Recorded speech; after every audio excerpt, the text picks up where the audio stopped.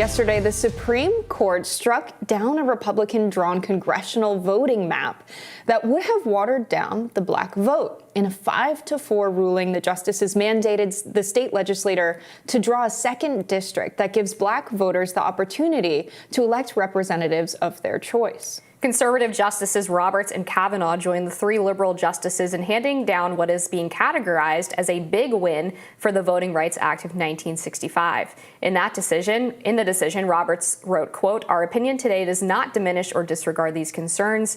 It simply holds that a faithful application of our precedents and a fair reading of the record before us do not bear them out here."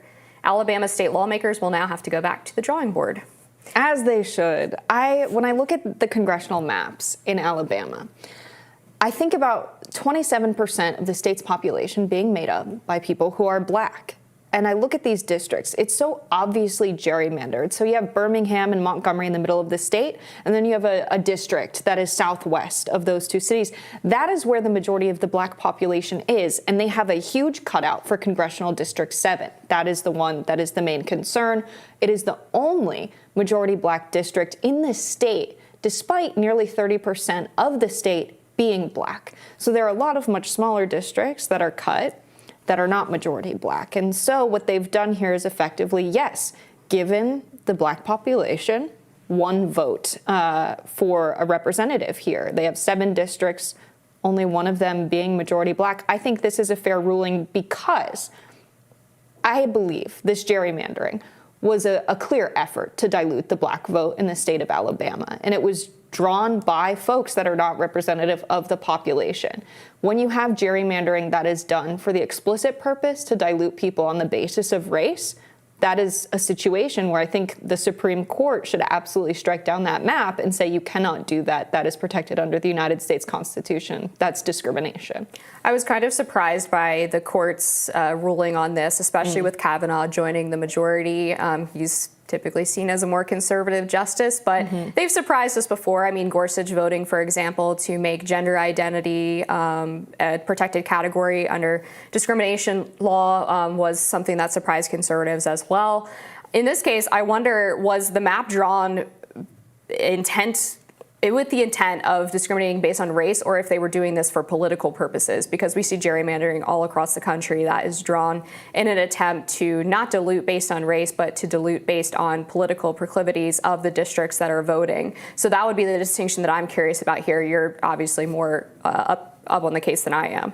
Yeah, listening to the oral arguments, it really does seem to be that this was a decision made about the discrimination based on race, right? So I don't think we could take this ruling and use it as precedent for, well, you drew these districts so that Democrats would win, for example. I mean, we saw all kinds of gerrymandering in New York State, and that was along party lines rather than, identity. Race is protected under the Civil Rights Act of 1965. And so I think that's why we had this ruling here. It seems to me that the oral arguments were very specific to that and how the law applies here and how Section 2 may or may not apply. Of course, we had Clarence Thomas write the dissent in this case and say that he doesn't believe the law would apply in this scenario, which is just rich coming from Clarence Thomas, but it's about what I would expect. I actually did think that the court would rule the other way, and that it would be a 5-4 decision to actually uphold this map, which would have consequences where you might have state legislators be more bold about their gerrymandering, especially across racial lines, knowing that there's this precedent. So this is a surprise from the Roberts Court and what we've seen. Yeah, definitely, and especially considering the way that they voted in the Brnovich, Arizona case, although that was slightly different because in that case it was the DNC that was suing, alleging that some of the voter integrity measures that Arizona had put in place, namely the idea that you can't cast a vote in the wrong precinct and still have it be counted, was tantamount to racial discrimination. Obviously, that argument didn't hold up in front of the Supreme Court. So that kind of tips the hat, I think, to the idea that this was perhaps a more blatant attempt to perhaps undermine the black vote. Right. And I would be shocked to see this ruling used as a precedent for, okay, this is a state where the population's 27% black. Statistically speaking, if you have 7 districts, they should have 2. Maybe 3, but 2 for sure. And so they instructed them, it seems, to go back and redraw the districts, but at least 2 need to be majority black, given what the population makeup of the state is and the concentration of the black population in this state. That's a very specific recommendation to make for a state legislator. There are concerns about should it be the job of the Supreme Court or the federal judiciary to draw congressional maps. No, surely not. They have to go back and decide that for themselves and draw it. Would this be used to say every state population needs to have maps that are proportionate to the racial makeup of the state? I don't think we can expect to see this ruling applied that way. There is a conversation about it, and that's an interesting one. Yeah, certainly. I mean, I could see the opposite argument being made, for example, that white voters or Asian voters are being underrepresented in congressional districts. For example, if a rural area were lumped in with an urban area that had a higher black population, would it be argued potentially that the rural voters by nature of being more white or even more Latino compared to the urban area, would their voices be considered not proportional to their ability to elect representatives? Yeah, I think that is interesting. I think this is such an extreme scenario, and that's why the court ruled this way, is that it was that obvious.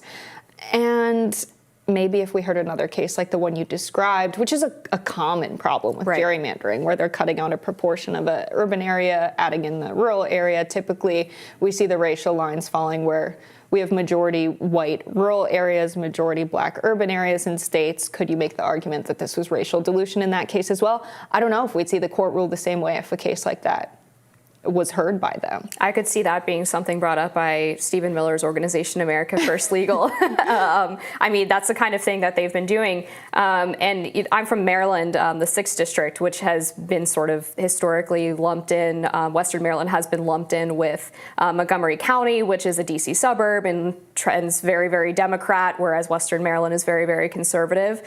And it's one of the reasons why for a very long time, Maryland, despite having a pretty heavy conservative population in both the western and on the western side and on the eastern shore, has only had one Republican congressman.